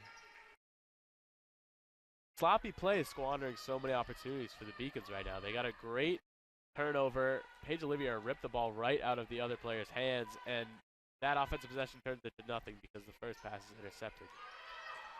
Medbury looking for Corsinetti. She's going to shoot it. Off the front rim. Ball finds Pearson. Got a 2-on-1 here. Pearson. And a charge gets called. Pearson tried to drive on in there. Good play. I think that was Corsinetti who drew it. And a timeout has been taken. As, again, these two teams are going back and forth. We'll take a short break. But first off, look at this from Dixon. Wild shot. And again, just turns, makes it easier for herself. That was such an athletic play from Meg Dixon, showing off what she can do. But she's not just a down-low player. She is a shooter as well. She can do it all, everywhere on the court. So what have you seen so far from this first quarter? As those replays were going, we're listening to Heather Jacobs. She literally yelled, slow down. I got very distracted. To her bench. She yelled very loudly. I could hear it all the way up here. I totally agree with her. They have so many opportunities that they are creating through great defensive play that they are completely wasting because they're playing offense too fast. Slow down. That is the key to the fourth quarter for the Beacons. They are not down by 15. They don't need to make big plays to cut into a big lead. They're only down by. If they can get a good possession, a 2-point bucket, a good stop on defense, and then another 2-point bucket, they are in the lead. So they're just a couple possessions away, or even one possession, if they can find that 3-ball again, away from a tie or a lead. They do not need to be playing as fast as they are right now. Well, let's see how they come out of the timeout. That was very loud and emphatic. I was about to say, did you hear Heather Jacobs? But we have the replays. But again, that's how Jacobs is. She's in her second season. She's passionate, but it gets a response out of her players. You can tell that they are learning something. It's not just yelling for the sake of yelling. She is sending a message. Here is Jones looking to drive on the baseline. And a travel gets called. And it's going to go the way of the Beacons. Another turnover forced. Again, this is a very good team defensively. They're the top team in the LAC in turnovers forced per game at 21. Here's what we talked about. This is a free possession coming off of a turnover. Down 3 with a chance to cut into that lead. There's Jensen. And you can see the pace is already slowed, as Coach Jacobs said. Dixon turning a little strong off the glass, though. And Dixon with a reach-in foul. That is the shot that they want. There's something about the angles. I don't know. This Beacons team, they struggle. They don't struggle with getting the right look. They just struggle with finding the right angle off the back. Medbury to bring it up. The second personal foul to go on Dixon. No Beacons in deep foul trouble. Here's Munier strong off the glass. First time we've heard Alicia Munier on the offensive side of the ball, as it's just been her and Potter defensively going back and forth. Yes, absolutely. They've been doing a good job of neutralizing one another, but a big play from the center down low there. Push the lead to 5. Potter gonna take it herself in the post. Using that size. That one a little bit short, though. I think she tried to draw the foul on that shot. Yeah, she looked a little off balance there. Corsinetti. Back to Munier. Medbury handoff. Very close to a travel there. Corsinetti. Trying to clear the floor. Now trying to use the screen. Kicks back out. Three-pointer for Cox. Off the mark. Excuse me, that's Jada Bing who had that shot attempt. And a wild pass. Going to go the way of the Beacons. Coming up on the halfway mark here. 5:21 to go in the fourth. 5-point game. Jensen. Down low for Dixon. Dixon baseline jumper. Gets it to go. And it's back to 3. That was a great shot for her. She could have gone up quickly with it and tried to get the right angle, but instead she looked at it straight on. Didn't even need the backboard. Just threw it right home. This is Medbury.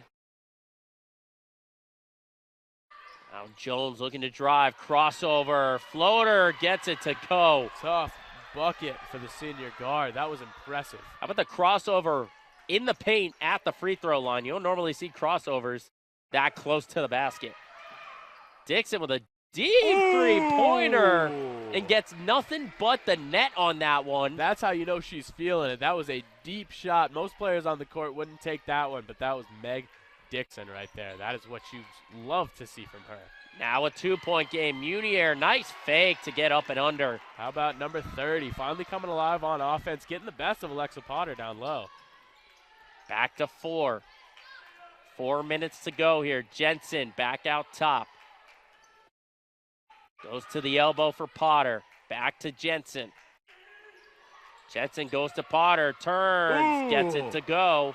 Tough move from Alexa Potter with the defender on her back. She got the right angle on that one. Timed it perfectly. So that was a good play, though, because you had a feeling it was going to Potter, but it was like where and when. Yes. Into Corsinetti. Out of Munier on the elbow. To Jones. Jones just inside the arc. Off the miss. Does get her own miss. Goes down low. Munier blocked by Potter. And a timeout has been taken off the block. Boy, back and forth these two teams go. It's absolute chaos. Let's see that 3 again from Dixon. Out in no man's land. Knocks it down. That was impressive from Meg Dixon. How about the pass, too, by Olivier? Driving on the baseline, somehow kicked it out. Great court vision.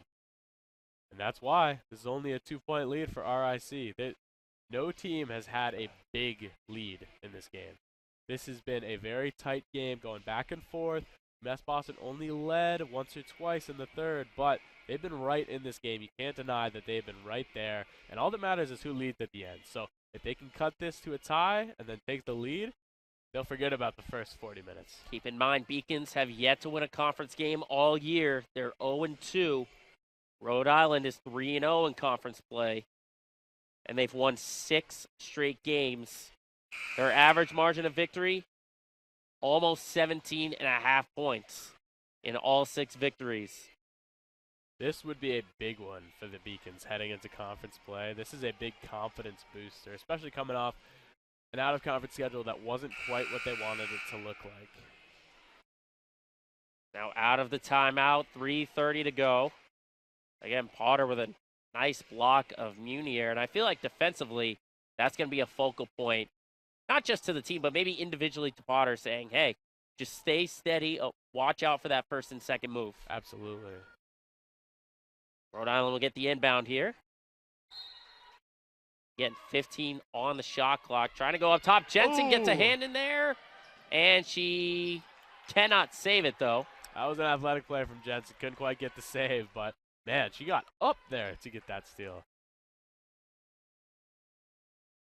And thought for a second the shot clock reset, but instead they put it back to 13. Must have been a deflection rather than a steal. Here's Medbury, now down to 8 on the shot clock. Yeah, Hand off to Jones.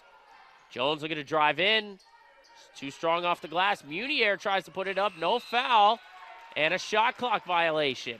Big defensive stance there for the Beacons, and now have a chance to tie or take the lead. 2-point game. This is they haven't been able to get it back to a tie in quite some time. So this is a big opportunity for them right now to get a bucket. And they did have a brief lead in that third quarter.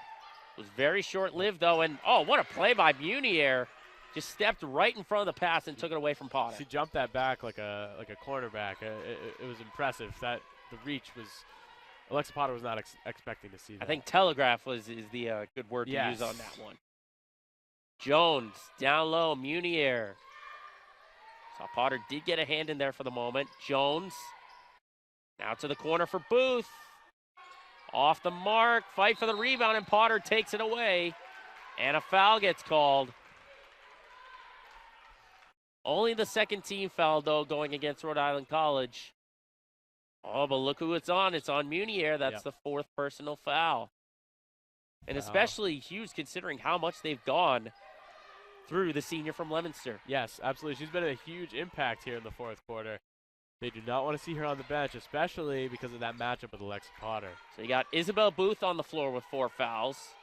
You got Munier on the floor with 4 fouls. Potter, sort of a deep baseline shot, at least for her standards. Medbury on the miss. Again, still a 2-point game. Medbury off angle on the layup. Here goes Jensen. Jensen going to try and push it. She lost the handle. I think Jones was able to deflect it. You saw Jenna Cosgrove telling her team, let's slow it down. Yep. Time's on their side. It's going to be the same message, I think, from Heather Jacobs. Oh, what a shot by Corsinetti. Oh, my goodness. A pure confidence 3, and the lead is now at 5. What an impact she has made from beyond the arc today. She's hitting those threes like it's her job. I'm so impressed with the guards from RIC. How do the Beacons answer, though? Dixon. Shot, no good. Good defense there by Booth. And the Anchor women get the board coming up on the final minute. And it looks like Anchor women are going to take a timeout. So big time shot by Antonia Corsinetti. As mentioned, coming off a 21-point game, and it looked like she hasn't stopped shooting since that game. Incredible the run that she is having. Madison Medbury and Antonia Corsinetti. These are going to be players to watch out for throughout the entire LAC season for the Anchor women. I mean, these guards are incredible in their shooting, especially Medbury from the mid-range and Corsinetti from the three-point range. Like, that is an incredible 1-2 punch. You don't even really need anything else than that if that's on. Now, if you're the Beacons, the game is still intact. Granted, it is a 2-possession game. What's your message?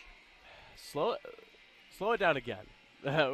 We heard her yell it earlier, Heather Jacobs, and they came out of that timeout with a much better mindset on offense. They waited for the right shot, and I want to see that some more. Watch this 3 again from Corsinetti.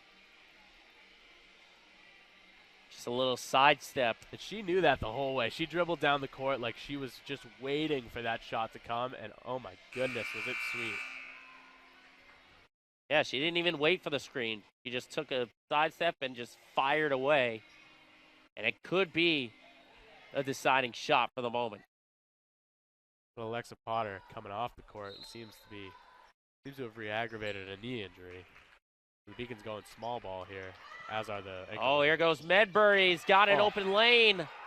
Again, miscommunication on defense there. And that lead now grows to 7 within the final minute of the game. That path to the hoop has been open for her all day long, and she's driving right through. Here's Dixon, baseline J, no. And now UMass Boston is going to take a timeout. And now you start to get a little concerned about the Beacons. Can they put together a few possessions? They did it earlier in the quarter, but the last few possessions have looked very rushed, not taking great shots. Can they calm down? Get a few buckets before the end of the game here. So it is a 30-second timeout that was taken by UMass Boston. 7-point game, so they need a lot of things to go right here, and especially, as you said, Potter getting some work done on the trainer's bench right now. Yeah, that makes a big difference when they can't just feed 33 down in the block at the end of the game. So on the floor will be Olivier, Dixon, Jensen, Pearson, and Fevry. Looks like Jules Vassallo is checking in. We've also got Booth, Jones, Medbury, Orsinetti, and Green on the floor. Like they're going to wait until after the stoppage. Okay. One goes into Jones. I think Dixon wanted the foul there. And it looks. And there's the foul by Dixon. Interesting. It looked like Dixon had the initial foul on that reach in, but it didn't get called. Yeah. So now more seconds are taken off the clock. That's frustrating when you're trying to foul and you can't get the call. Usually you don't want to hear that whistle, but when you're trying to intentionally foul, you do not want more time to run off the clock. And there's another foul there by Dixon off the inbound from Medbury. So it looks like it's coming down to free throws. Yep. Only if it is the fourth on Dixon, so now it's got to be someone else to take that foul. One more foul before they're in the bonus, and there's the fifth foul. Dixon is done for the afternoon. Well, you want to have faith in the rest of your roster, be able to hit shots late, but Meg Dixon is the most experienced player on this roster and the best clutch shooter. She is now relegated to the bench. 5 fouls. Well, now when you need offense, you need a go-to player. Right now, looking on that floor, who is that player? This is a very young lineup out there. Very defensive-minded lineup. You want a big shot. Suppose you'll head Paige Olivier, the experienced three-point shooter who's made a couple today, but no one's quite at the level of Meg Dixon. Meanwhile, Booth puts in 2 free throws. Now the largest lead of the afternoon for Rhode Island College at 9. So it's not looking that good, to be honest, No. Max, for UMass Boston. They're going to need a lot of things to happen here. They're going to need to cause a little chaos, for sure. Their good defense has kept them in the game all afternoon. Don't let 9 points fool you. I mean, this game, it's looked worse at certain points, but overall, I'd say it's looked better for the Beak. Foul trouble, injury trouble. They don't have their best lineup out there right now, and it's showing for sure. Yeah, you're missing your top offensive weapon, number 1, and Dixon fouled out. And you've got Potter, number 2 option, who's still getting work done on the trainer's bench. Vassallo will make the inbound. We'll see what the offensive possession looks like here. They need a quick shot. Fevry blocked by Booth. That's size and experience of Booth there, making a difference. And is there another timeout? RIC seems to have taken a timeout. Looks like they saw a little bit of chaos there in the full court press and decided better of it.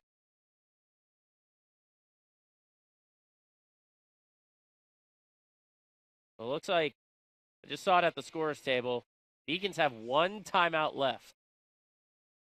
Rhode Island College has none left.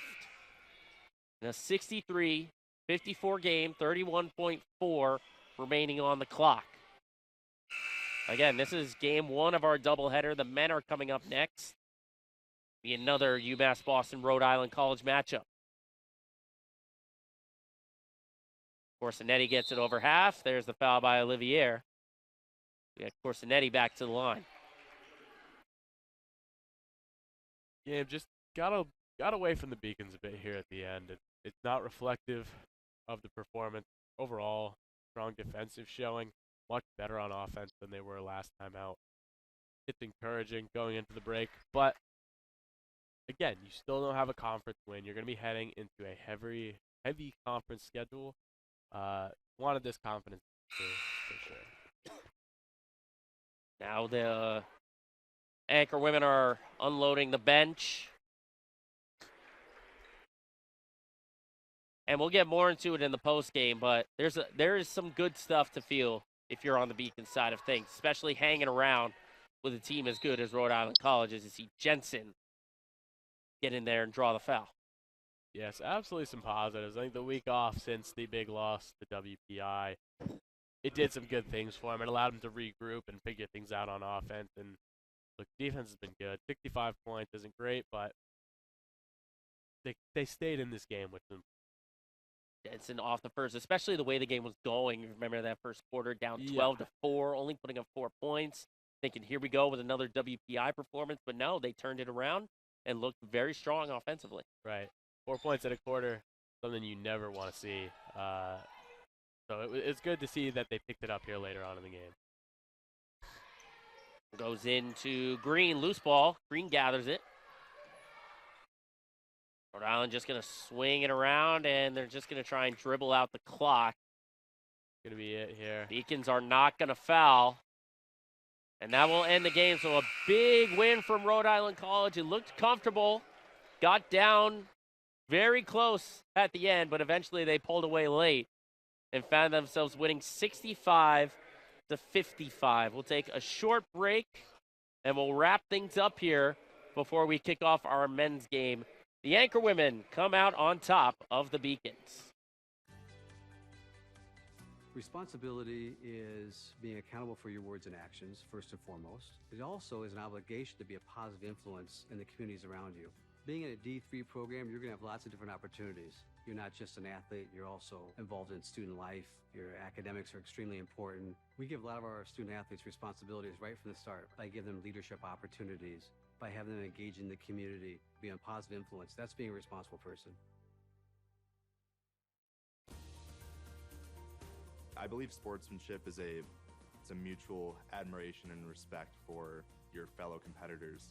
We all go through a lot to reach the point where we compete against one another. It's important to realize that. So once we're finally on the field or on the court or on the starting block, we look at each other as fellow human beings and not just competitors. Being able to recognize the hard work that other athletes are putting in creates a more positive and inclusive environment.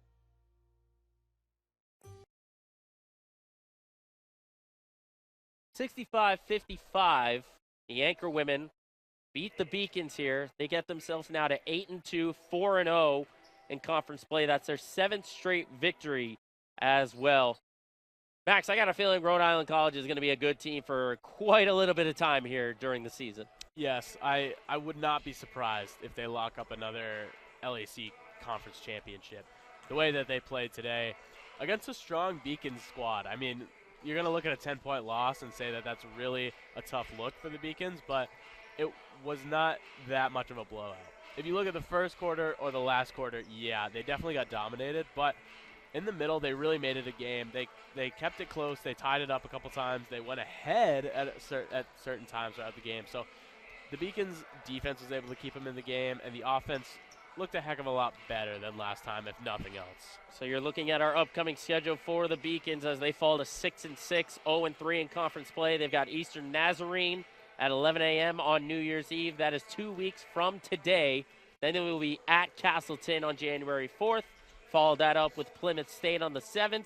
Then 2 home games back-to-back, UMass Dartmouth and Keene State.